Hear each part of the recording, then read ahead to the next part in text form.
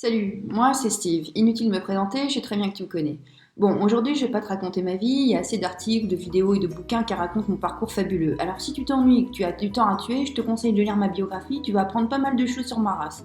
Mais aujourd'hui j'avais envie de te parler, je vais t'expliquer comment j'ai réussi à mettre tout le monde en PLS avec mes produits. Tu vois là par exemple pour la sortie prochaine de mon iPhone SE, qu'importe son prix, je sais très bien qu'il va se vendre comme des petits pains. J'ai déjà vu tous les médias en parler comme si j'avais sorti le prochain vaccin contre le Covid. Bien sûr, depuis que je ne suis plus dans cet affreux monde, l'émulsion est certes moins grande, mais tout de même, les ventes continuent et vont continuer d'exploser. Ah, comment j'en suis sûre? Eh ben attends. Tranquille, je suis là pour t'expliquer et je vais tout te dire. L'attrait de mes produits est toujours aussi puissant, et si tu te demandes pourquoi, c'est bien cela le sujet de la vidéo aujourd'hui. Et rassure-toi, je vais tout te dire. Je vais donc t'expliquer comment j'ai fait pour bâtir cet empire, cet amour fou, cette addiction qui semble s'accaparer de chaque nouvelle personne qui teste ne serait-ce qu'une minute un de mes produits. Ouais, je vais te montrer des mécanismes indécents sous le phénomène que j'ai créé sans faire de phare ou de cachotterie. Aujourd'hui, j'ai décidé d'y aller franco et te dire ce que tu n'avais pas forcément envie d'entendre. Et en fait, si t'es un peu malin, avec l'enthousiasme que le lancement de mes produits suscite, ça en dit long sur les techniques subtiles de marketing que j'ai utilisées. Et bien que mes produits soient connus et reconnus pour leur sophistication ultime, on est d'accord là-dessus, je te préviens tout de suite que c'est pas les seules raisons pour lesquelles autant de personnes achètent de façon inconditionnelle mes fucking produits. Maintenant que l'intro est passée, j'espère que t'es tranquillou installé sur ton canapé avec ton vieux chat et un petit thé. Je vais tout balancer dans cette vidéo, alors accroche-toi. Primo, le premier truc que j'ai voulu faire, c'est de créer un produit qui claque sa race. Je veux dire, avec tous les vieux designs qu'on voyait pulluler un peu partout, je me suis dit qu'il était hors de question que je fasse comme les autres. Tu vois, moi, j'ai toujours voulu me démarquer de la masse, et c'était la même chose avec mon ordi. Du coup, j'ai tout misé sur le design. Franchement, je peux te dire, c'était pas évident à l'époque. Bref, je me suis appliqué comme un porc à faire un truc compact, plutôt sympa, en tout cas toujours mieux que ce qu'il y avait chez le marchand. Et je sais pas si tu sais, mais à la fac, j'avais étudié vite fait la calligraphie. Bah voilà, j'ai pu jouer des nouvelles polices sur le Mac. Ouais, gars, j'étais le premier à le faire, et je peux te dire que c'était pas facile. Tu vois, je me suis pas seulement amusée à travailler sur la carrosserie de la bécane, mais j'ai bossé comme un chien pour rendre l'interface plus agréable. Franchement, je suis un artiste, moi, j'avais pas envie d'un truc pixelisé qui te fait voir le monde en petits cubes. Donc voilà, mon premier secret, ça a été de vouloir un objet que tu vas exposer dans ton salon, un bel objet décoratif. Et comme tu le sais, je suis un esthète né, j'aime bien le beau, et c'est ça qui a plu aux premiers fans de la marque. Mais c'est pas tout, il y a un autre élément qui rentre dans l'équation.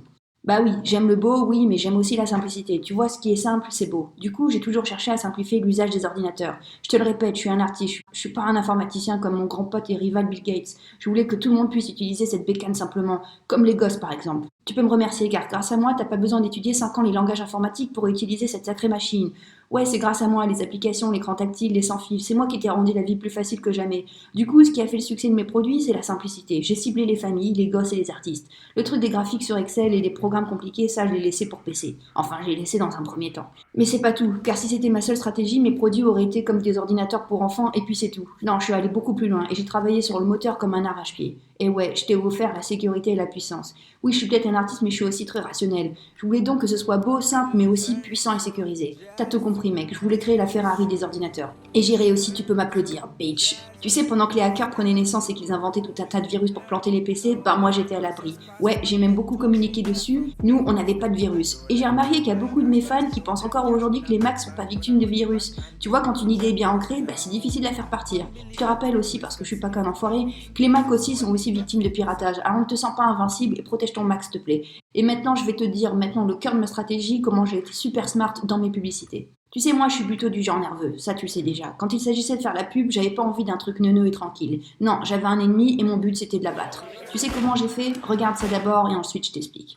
Bonjour, je suis un Mac. Et moi, un PC. Alors, prêt à démarrer? Ah, pas tout de suite, j'ai plein de choses à faire. C'est quoi tes projets? Bah, je pourrais par exemple faire un film ou créer un site web ou essayer ma webcam intégrée. Je peux faire tout ça à peine sorti de la boîte, et toi? Oh, faut d'abord que je télécharge ces nouveaux pilotes, que je supprime les versions d'évaluation de mon disque dur. Oula. Et j'ai encore plein de manuels à lire. On dirait que t'as plein de choses à faire avant de commencer à faire quelque chose. Alors je vais démarrer parce que moi ça me démange. Dis-moi quand t'es prêt! En fait, j'attends une partie de moi qui est dans d'autres cartons. Tant qu'on se retrouve plus tard. En fait, j'ai été le premier mec qui a utilisé son concurrent dans la publicité. Ouais, c'est pas très fair-play, mais que veux-tu? Je suis un arrogant, moi. En gros, toutes mes pubs montraient une chose, que j'étais supérieur à PC. Tout mon argumentaire consistait à descendre publiquement le PC. J'ai fait des pubs où je représentais Mac et PC et à chaque fois je mettais en PLS. Ouais, peu d'entreprises font ça. Et heureusement, sinon la publicité ce ne serait qu'un grand ring façon Fight Club.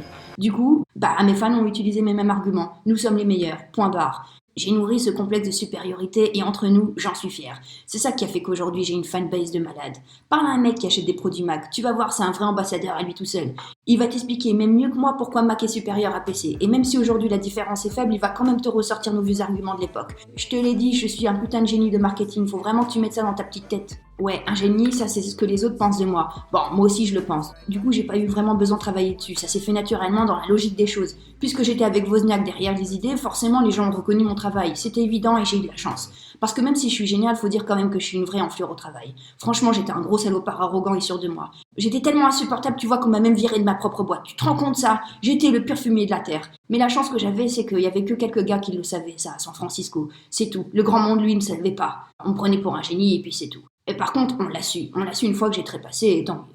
Du coup, tranquille, on me voyait comme le messie de la technologie. Et dès que j'ouvrais ma bouche, on prenait ça pour argent comptant. Je sortais un produit, c'était l'euphorie. Du coup, ça créait une espèce de fascination autour de ma marque. Et puis mes publicités, encore une fois, ont joué dessus. À chaque fois, je représentais PC, un peu Bill Gates, comme le nerd, le mec un peu pourri avec sa cravate, et moi, je me représentais plutôt cool, plutôt jeune, plutôt branché. Tu vois, tout ça, ça a participé autour de la fascination de la marque. Voilà un des secrets. Mais maintenant, je vais te dire un autre truc. Et ça, c'est pas un secret. Si tu crois qu'on m'a considéré comme un génie pour rien, faut que tu saches un truc. J'en suis un vrai. C'est pas venu de nulle part. T'as vu tous les produits géniaux que j'ai sortis? Non mais sérieux, tu te souviens de la galère du Walkman et du baladeur? Je te rappelle un petit truc mon pote, c'est que c'est moi qui t'ai donné le iPod.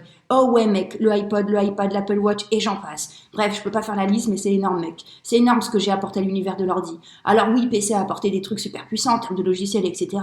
Mais moi j'ai apporté le fucking minimalisme. Donc franchement, on peut pas me retirer ça. Malgré le fait que je puais des yep, en tout cas j'étais un génie. Maintenant, on va attaquer l'autre fucking stratégie qui m'a permis d'être là où je suis. Car je vois que tu t'impatientes. Je vais te dire comment j'ai fait pour rendre mes produits irrésistibles. Accroche-toi car tu vas voir que là, je vais te révéler un petit secret de fourbe. Tu sais, même si le fric n'était pas un objectif ultime pour moi, j'aimais le fait que la boîte gagne beaucoup de pognon. Du coup, j'ai toujours vendu mes produits chers, très chers même, et de plus en plus chers. Tu sais pourquoi j'ai fait ça? En fait, quand tu vends un produit cher, le mec se dit inconsciemment que c'est de la valeur, que c'est de la marque, que c'est meilleur. Tu vois, même aujourd'hui, je vois beaucoup de gars et d'entreprises utiliser cette stratégie pour leurs produits de merde. Et ça marche vraiment. Mais moi, je l'ai fait, mais on va dire un truc, c'est que mes produits valaient quand même le coup. Et au début, j'avais plein de gens qui achetaient mes produits parce qu'ils étaient pratiques et fonctionnels et beaux, etc. Ensuite, j'ai vu tout un tas de gars qui sont venus acheter mes produits juste pour crier au reste du monde que eux, ils avaient les moyens de se payer mes produits. Tu vois, un peu comme quand t'achètes un sac Gucci, c'est clair que c'est moche et dégueulasse, mais les gens en achètent quand même pour montrer à quelle classe sociale ils appartiennent. Et c'est la même chose pour Apple. Les gens, ils s'achètent mes téléphones super chers et ils vont s'exhiber dans les cafés, dans les boîtes de nuit pour dire ouais, tu vois, moi je peux mettre 1000 balles dans mon téléphone. Ça, mine de rien, mec, ça a beaucoup participé au succès de la marque. Donc voilà mec, j'arrête mon monologue. J'espère que ça t'a plu, j'espère que tu comprends mieux la logique de mon entreprise de dingue. Aussi, j'espère que tu vois que les mécanismes, ils peuvent être utilisés dans plusieurs entreprises. Donc voilà, je t'embête pas plus, je te dis merde, je te dis à bientôt, et si t'as des questions, n'hésite pas, je réponds.